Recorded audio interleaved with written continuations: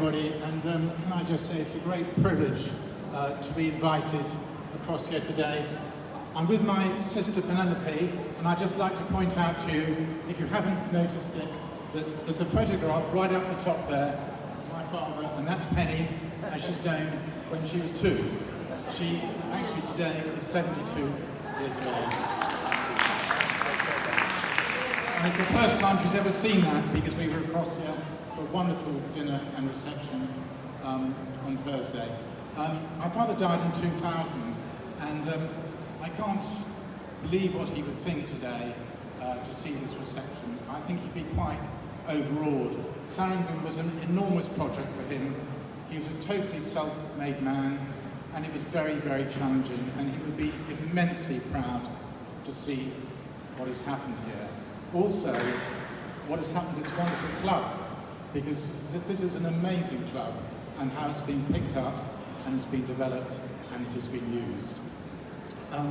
I was able to find at home many, many photographs which I hadn't seen for years, which are published inside the book. And there is a photograph of him, in actual fact. If you look in the book, he looks very much like me.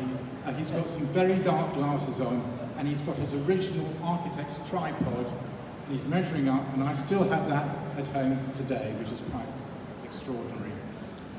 The book it's got a lot of historical photographs about when the land was originally developed, what happened to it.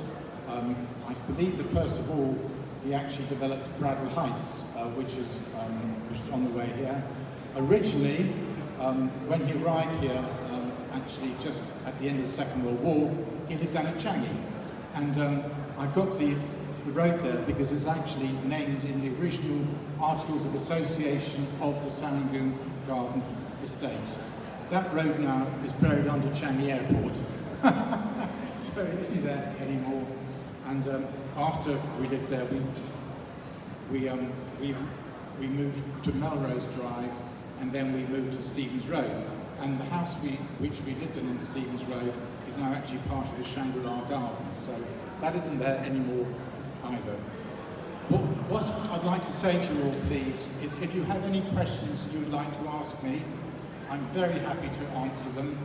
I did put quite a lot in the book about the history of building here and what happened afterwards, and this was a massive project, and he was invited by the British government to do a similar project, but frankly, he wanted to go home. It was very challenging indeed. I was asked at dinner on Thursday night, well, what do you do for the rest of his life? Because it isn't there. And he went home at about the age of about 42 or 43. He did some property development on the south coast, and he then became a farmer. And he farmed 1,100 acres in Hampshire, but he also had a love of sports as well. And if you Google him today, and also the word Spirit of Ecstasy, which is the emblem, which is on a Rolls Royce, that was the name of his boat. And he had a very famous motorboat that raced back in the 60s, and he was made Yachtsman of the Year, and was it right? In 1966. So there's a lot of history about him, which is on the internet. Now, today, what I brought across as a gift, because I brought this back here again, because this is where it should be. And a few years ago, I brought back the original Rose Bowl, which is there, which is actually Siamese silver, and it isn't pewter, it's Siamese silver, and it was presented to him when he presented this club, and I brought it back here as a gift because that is where it should be. And maybe can I just show this, please? Thank you. And I'm going to ask Mabel just later on. Just be very careful with this, but I'm going to ask her later on if she can put this on show, because this here in parchment is the original architect's map of the entire Serangoon Garden estate, every single plot. Just like our books.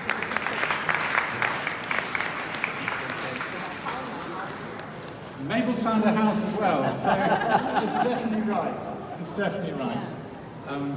So I brought this back here because this is where it should be.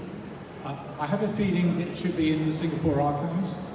So I brought this back for the residents to look at and look after, and I'm going to entrust it with Mabel, and I'm sure that it'll end up back in the archives. But please do look at it. Could I just ask you, please be very careful and not to put too many fingerprints on it, because the reason why it's in such good condition is because it's been shut in a cupboard for the last 60 years. It hasn't any light on it.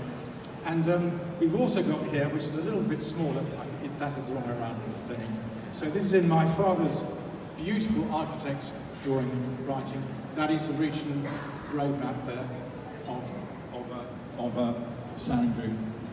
And as I said in the book, that all the road names, they come from Dorset, where indeed we live today, Kent, and London. And I was just amazed when I came here a few years ago when you developed the ballroom and you called it the Kensington Ballroom. Well, I really couldn't believe that at all. Of course, it's in Kensington Park Road, so I hope you enjoy looking at that. It is, can I just say, it is a real historical document. Yes, and thank you very much indeed. So, on page 145 of the book, there's my father there with the sunglasses on, and he's got the original architect's bits and pieces on it. All right, thank you very much indeed. Now, what I'm going to ask, please, is are there any questions that anybody would like to ask me? I did post actually quite a lot in the book and came across a lot of photographs. But if there's any questions anybody would like to ask me, I'll do my very best to answer. And don't be shy, please. Just after launch. Okay, after launch. And will it be privately? So, in the room. So, I'll be there in the room. It's easier, isn't it? Come up and have a chat, and we can talk.